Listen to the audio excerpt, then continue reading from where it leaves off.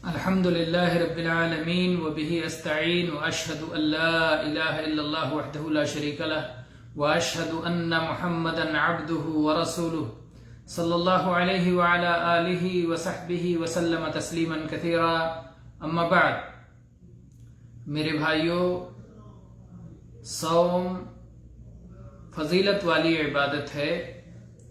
آئیے دیکھتے ہیں کہ اس کے کیا فضائل ہیں۔ نبی کریم صلی اللہ علیہ وسلم کی احادیث میں بہت سے فضائل وارد ہوئے ہیں۔ آج ہم آپ کے سامنے 3 حدیثیں ذکر کریں گے، اور یہ 3 احادیث کے اندر صرف 3 ہی فضائل نہیں ہیں، بلکہ بہت سے فضائل ان کے اندر آ گئے ہیں، صرف ان میں غور کرنے کی ضرورت ہے۔ پہلی حدیث ابو ہریرہ رضی اللہ عنہ بیان کرتے ہیں کہ نبی کریم صلی اللہ علیہ وسلم نے ارشاد فرمایا، من صام رمضان ایمانا واحتسابا غفر له ما تقدم من ذنبه، کہ جس شخص نے ایمان کے ساتھ اور ثواب کی نیت سے رمضان کا صوم رکھا تو اس کے پچھلے تمام گناہ، سابقہ تمام گناہ بخش دیے جائیں گے، معاف کر دیے جائیں گے۔ اس میں 2 شرطوں کا ذکر کیا گیا ہے۔ پہلی چیز ایمان کے ساتھ، کس بات پر ایمان ہو؟ ظاہر ہے سارے ارکان ایمان تو داخل ہیں، ان پر ایمان ضروری ہے۔ اس کے علاوہ رمضان کی فرضیت، خاص طور پر رمضان کا صوم رکھ رہا ہے، اس کی فرضیت پر ایمان رکھتے ہوئے اور اس کے اجر و ثواب پر ایمان رکھتے ہوئے یہ ایمان رکھے کہ اللہ نے اس پر یہ صوم فرض کیا ہے، اور یہ ایمان رکھے کہ اللہ تعالیٰ نے اس کے فضائل رکھے ہیں، اس کا اجر و ثواب رکھا ہے، جو فضائل ثابت ہیں۔ تو جو شخص ان پر ایمان رکھ کر کے صوم رکھتا ہے اور اس اجر و ثواب کی اللہ سے امید رکھتا ہے، تو اللہ تبارک و تعالیٰ اس کے تمام سابقہ گناہوں کی مغفرت فرما دیتا ہے۔ یہ رہی پہلی حدیث جو متفق علیہ ہے۔ امام بخاری نے اسے 1901 نمبر پر ذکر کیا ہے اور امام مسلم نے 760 نمبر پر ذکر کیا ہے۔ دوسری حدیث وہ بھی ابو ہریرہ رضی اللہ عنہ سے مروی ہے کہ رسول اکرم صلی اللہ علیہ وسلم نے فرمایا کہ اللہ تعالیٰ فرماتا ہے، رسول اکرم صلی اللہ علیہ وسلم جب اللہ تعالیٰ کی طرف نسبت کر کے کوئی بات بیان کریں اور وہ قرآن پاک میں نہ ہو تو اسے حدیث قدسی کہا جاتا ہے۔ تو یہ حدیث قدسی ہے۔ اللہ تعالیٰ نے فرمایا، کل عمل ابن آدم له الا الصیام فإنه لی وأنا اجزی به والصیام جنہ فإذا كان يوم صوم أحدكم فلا يرفث ولا يسخب ولا يجهل فإن شاتمه أحد أو قاتله فليقل إني صائم مرتين والذي نفس محمد بيده لخلوف فم الصائم أطيب عند الله يوم القيامة من ريح المسك وللصائم فرحتان يفرحهما إذا أفطر فرح بفطره وَإِذَا لَقِيَ رَبَّهُ فَرِحَ بِصَوْمِهِ۔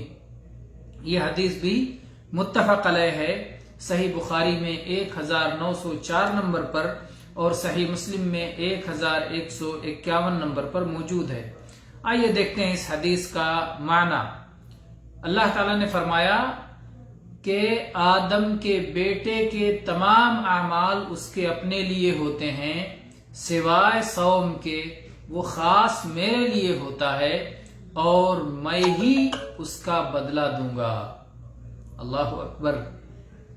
صلاۃ بھی تو بندہ اللہ کے لیے پڑھتا ہے، زکوٰۃ بھی تو بندہ اللہ ہی کے لیے دیتا ہے، پھر اللہ تعالیٰ نے صوم کو مخصوص کیوں کیا؟ صوم لی، صوم تو میرے لیے ہوتا ہے، اس لیے کہ اس میں رازداری زیادہ ہے۔ ایک شخص تنہائی میں کھا پی کر کے لوگوں کے درمیان صائم بنا رہ سکتا ہے کہ وہ حالت صوم میں ہے، صوم نظر نہیں آتا، صوم دیکھا نہیں جاتا۔ کون آدمی اللہ کے لیے उन चीजों को छोड़े हुए है जिसे अल्लाह ने उसे छोड़ने का हुक्म दिया है, ये नजर में आने वाली चीज नहीं है, तो ये अल्लाह और बंदे के दरमियान राज है। इसका नीयत पर ज्यादा दारोमदार है। तो इसलिए इसके बारे में अल्लाह ताला ने कहा ये तो मेरे लिए होता है। बंदा तन्हाई में हो, अकेले में हो, छुपा हुआ हो, कोई उसे देख ना रहा हो, फिर भी वो सौम नहीं तोड़ता, फिर भी वो सौम नहीं छोड़ता। तो अल्लाह ताला ने फरमाया सौम तो मेरे लिए होता है और मैं ही उसका बदला दूंगा। और जब अल्लाह जैसा देने वाला, अल्लाह जैसा करीम, अल्लाह जैसा फैयाज, सारी दुनिया के खजाने जिसने अता किए हैं और जिसके खजानों में कोई कमी नहीं है, वो जब दे और खास तौर पर दे तो कितना अता फरमाएगा। कितनी बड़ी फजीलत है सौम की कि अल्लाह ने कहा ये इबादत मेरे लिए होती है और मैं ही इसका बदला दूंगा। अल्लाह अकबर, ये पहली फजीलत रही। उसके बाद फरमाया वस्सियाम जुन्ना, और सियाम ढाल है। जंग में, लड़ाई में एक तलवार होती थी और एक ढाल हर जंगजू के हाथ में। तलवार से हमला आवर होता था, ढाल से बचता था। अल्लाह के नबी सल्लल्लाहु अलैहि वसल्लम ने फरमाया कि अल्लाह ताला ने फरमाया सौम ढाल है। तो सौम किस एतबार से ढाल है? सौम इंसान को बुराइयों से बचाता है, शैतान के हमलों से बचाता है, जहन्नम की आग से बचाता है। तो ये बहुत सारी चीजों से हिफाजत के लिए ढाल है। फिर एक खास चीज बताई गई कि कैसे ढाल है, बदअखलाकी से कैसे ढाल है, गाली गलूज से कैसे ढाल है, लड़ाई से बचने के लिए कैसे ढाल है। फरमाया जब तुम में से किसी के सौम का दिन हो तो वो कोई फहश और बेहुदा बात न करे और कोई शोर शराबा न करे और कोई जहालत के काम न करे। अगर कोई शख्स उससे गाली गलूज करता है या उससे लड़ाई और जंग करता है तो कह दे मैं सौम से हूं, मैं सौम वाला हूं, इन्नी साइम। और एक बार नहीं, दो दो बार कह दे मैं साइम हूं, मैं हालत सौम में हूं, मैं पलट कर तुम्हारी गाली का जवाब गाली से नहीं दे सकता, मैं पलट कर तुम्हारी लड़ाई का जवाब लड़ाई से नहीं दे सकता। मेरे पास ढाल है, मैं तुम्हारे हमले को रोक लूंगा, मैं तुम पर हमला आवर नहीं हूंगा। तो अल्लाह के नबी सल्लल्लाहु अलैहि वसल्लम ने फरमाया कि अल्लाह ताला फरमाता है सौम ढाल है।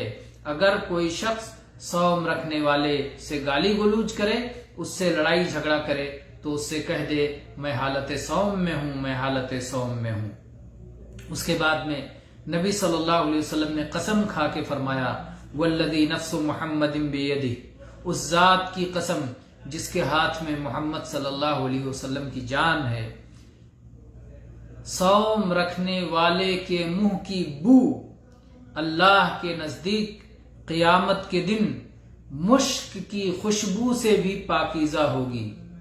मुश्क की खुशबू जो सबसे ज्यादा फित्री और सबसे ज्यादा पाकीज़ा खुशबू है। नाफे आहू से जो खुशबू पैदा होती है, जो निकलती है, अतयबुत्तीब अलमिस्क अतयबुत्तीब, सारे खुशबुओं में सबसे पाकीज़ा खुशबू है। तो अल्लाह के नबी सल्लल्लाहु अलैहि वसल्लम ने फरमाया कसम खा के सौम की हालत में भूखा रहने की वजह से, प्यासा रहने की वजह से मुंह में जो एक तरह की नागवार बू पैदा हो जाती है, उसके बारे में फरमाया कि ये बू अल्लाह ताला को क़यामत के दिन मुश्क की खुशबू से भी ज्यादा पसंदीदा होगी, पाकीज़ा होगी अल्लाह की नजर में। और जाहिर बात है उस पाकीज़गी पर अल्लाह के यहां से इनाम होगा और अज्र होगा, सवाब होगा। फिर फरमाया वलिस्साइम फरहतान यफरहुमा, साइम के लिए खुशी के दो मौके हैं। साइम को खुशी के दो मौके मैसर आते हैं। पहला मौका यह है जब वो इफ्तार करता है, अपनी इबादत मुकम्मल कर लेता है, अल्लाह के हुक्म की तामील पूरी हो जाती है। अल्लाह ने तुलुए फजर से गुरूब आफ्ताब तक کچھ چیزوں سے اسے رکنے کے لیے کہا تھا، اس نے وہ رکنا مکمل کر دیا، خوش ہو جاتا ہے کہ میرے اللہ، میرے مالک، میں نے تیرے عمل پہ مکمل پورے طور سے عمل کر لیا اور یہ عمل کی تکمیل کا وقت ہے۔ اب تو نے کہا کہ تیری عبادت مکمل ہو گئی ہے میرے بندے، اب تو کھا سکتا ہے، پی سکتا ہے، اور اپنی شہوت کے اعمال جو دن میں حرام تھے اب تیرے لیے حلال کر دیے گئے ہیں۔ تو یہ پہلی خوشی کا وقت ہوتا ہے جب وہ افطاری کرتا ہے تو اپنی افطاری سے خوش ہوتا ہے، افطاری پہ خوش ہوتا ہے، عبادت کی تکمیل پہ خوش ہوتا ہے، اور ان حلال چیزوں پر، ان نعمتوں پر جسے اللہ نے اس کے لیے حلال کر دیا، انہیں پا کر کے خوش ہوتا ہے۔ وَإِذَا لَقِيَ رَبَّهُ فَرِحَ بِصَوْمِهِ، اور جب اپنے رب سے ملاقات کرے گا تو اپنے صوم کو جو دنیا میں رکھا تھا اس صوم پہ خوش ہوگا، اس کے انعامات کو دیکھ کر، اللہ تعالیٰ کے کرم کو دیکھ کر، اس وقت اجر و ثواب کو پا کر اپنے اس صوم سے خوش ہوگا۔ تو یہ رہی دوسری حدیث۔ تیسری حدیث دیکھتے ہیں اور اس پر یہ درس مکمل کرتے ہیں۔ عن سہل بن سعد رضی اللہ عنہ ان النبی صلی اللہ علیہ وسلم قال ان فی الجنة بابا يقال له الریان يدخل منه الصائمون يوم القيامة لا يدخل منه احد غيرهم يقال اين الصائمون فيقومون لا يدخل منه احد غيرهم فاذا دخلوا اغلق فلم يدخل منه احد۔ یہ روایت بھی متفق علیہ ہے، صحیح بخاری میں 1896 نمبر پر ہے، اور اسی طرح سے صحیح مسلم میں 1152 نمبر پر ہے۔ اس میں سہل بن سعد رضی اللہ عنہ کہتے ہیں کہ نبی کریم صلی اللہ علیہ وسلم نے فرمایا، جنت میں ایک دروازہ ہے جس کا نام ریان ہے، اس دروازے سے قیامت کے دن صرف صوم رکھنے والے ہی داخل ہوں گے، صوم رکھنے والوں کے علاوہ اور کوئی داخل نہیں ہوگا۔ کہا جائے گا، اعلان کیا جائے گا، صوم رکھنے والے کہاں ہیں؟ این الصائمون، صوم کی عبادت کرنے والے، صوم رکھنے والے کہاں ہیں؟ وہ کھڑے ہوں گے اور وہ اس دروازے سے داخل ہوں گے، اور ان کے سوا کسی اور کو اس دروازے سے داخل ہونے کی اجازت نہیں دی جائے گی۔ جب وہ سب داخل ہو جائیں گے، صوم رکھنے والے جب سب داخل ہو جائیں گے تو پھر اس دروازے کو بند کر دیا جائے گا، ان کے علاوہ کسی اور کو اس دروازے سے داخل نہیں ہونے دیا جائے گا۔ تو انہیں یہ شرف اور یہ عزت عطا کی جائے گی کہ صوم کی عبادت کرنے والوں کے لیے ایک مخصوص دروازہ ہوگا۔ اللہ تبارک و تعالی ہم سب کے صیام کو قبول فرمائے اور یہ سارے انعامات سے ہمیں نوازے۔ آمین۔ وآخر دعوانا ان الحمد للہ رب العالمین وصلی اللہ علی نبینا وسلم۔